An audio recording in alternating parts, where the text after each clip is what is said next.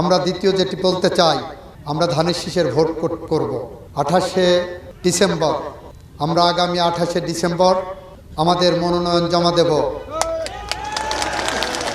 আমি সেই মনোনয়ন জমা দিতে যাব আপনাদের সাথে নিয়ে, আপনাদের কাছ থেকে দোয়া নিয়ে। দল ইতিমধ্যেই সিদ্ধান্ত নিয়েছেন। আমরা সেখান থেকে আলহামদুলিল্লাহ,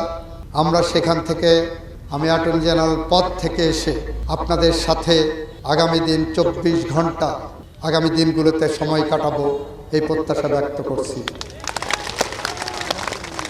আজ যারা এখানে উপস্থিত হয়েছেন, অনেকের সাথে হয়তো আজকে দেখা হবে না, হাত মিলানো হবে না, কিন্তু আমি কথা দিচ্ছি 28শে ডিসেম্বরের পরের থেকে আমি 24 ঘন্টা আপনাদের মাঝে থাকব, পাশে থাকব, সবার সাথে আমি হাত মিলাবো, পাশে দাঁড়াবো, বুক মিলাবো, কথা বলবো, কেউ বঞ্চিত হবেন না।